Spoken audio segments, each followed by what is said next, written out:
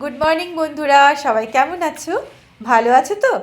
আজকে কিন্তু তোমাদের সাথে শেয়ার করব দারুণ সুন্দর একটা শীতের সবজির রেসিপি। তার জন্য এই আমাদের বিনস দরকার পড়বে, সবুজ সবুজ তাজা তাজা কি সুন্দর বিনসগুলো। এটা দিয়েই কিন্তু আজকের রেসিপি।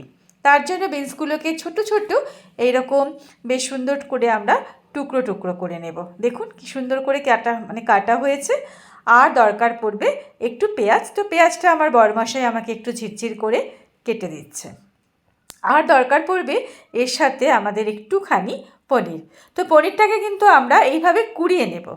বেশ দারুণ সুস্বাদু লাগে কিন্তু বিনসের একদম তাজা পনির। দেখুন কত সুন্দর পনিরটা, সাদা ধবধবে।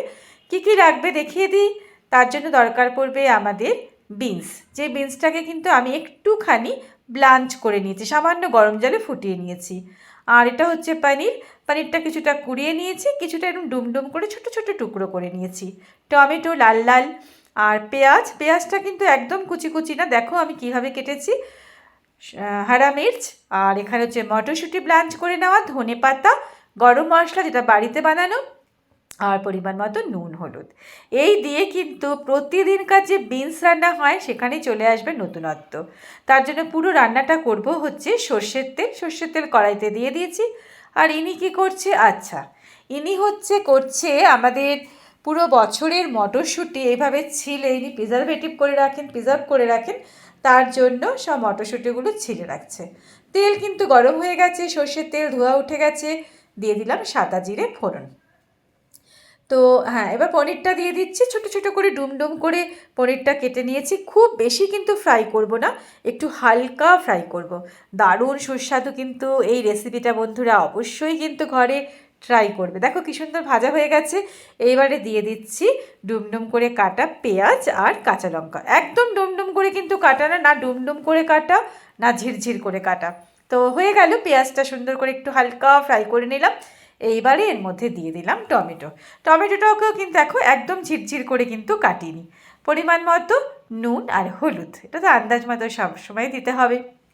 এবার সব কিছুকে দিয়ে সুন্দর করে এটাকে ফ্রাই করব, কিন্তু ডিপ ফ্রাই না, একটু হালকা মতো এটাকে ফ্রাই করব। বেশ একটু ওটা থেকে একটু জল জল যেন বেরিয়ে যায়, ততক্ষণ এটাকে আমাদের একটু ফ্রাই করতে হবে।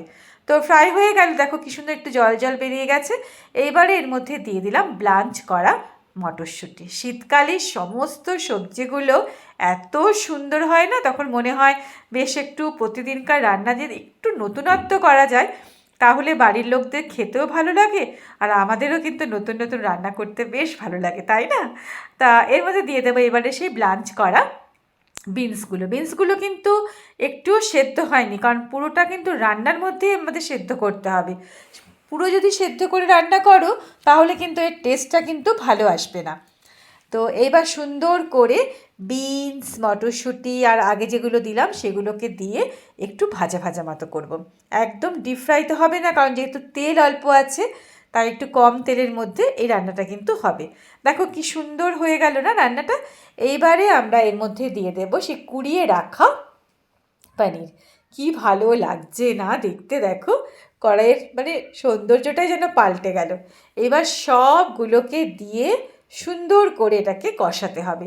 এর মধ্যে কিন্তু এতটুকুও জল দিলে চলবে না, শুধুমাত্র এইরকম করে এটাকে রান্না করতে হবে।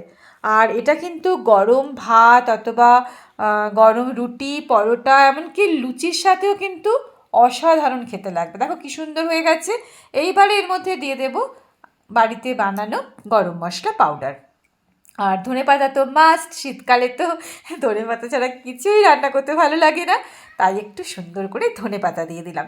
ধনেপাতা আর গরম মশলার গন্ধটা যখন পনিরের সাথে মিশে গেছে না, এত সুন্দর একটা সুগন্ধ বেরিয়েছিল রান্নাঘরের মধ্য থেকে, কি বলবো। তো বন্ধুরা ট্রাই করবেন এই রান্নাটা, সমস্ত কিছুর সাথেই কিন্তু খেতে পারবেন। আর যদি ভালো লাগে তো রান্নাটাকে একটু লাইক করে দেবেন, আমার চ্যানেলের সঙ্গে থাকবেন। নতুন নতুন যারা এসছো তারা আমার চ্যানেলটাকে সাবস্ক্রাইব করবে, পেয়ে যাবে সুন্দর সুন্দর ঘরোয়া সমস্ত রেসিপি। আজকে এই পর্যন্ত, টাটা।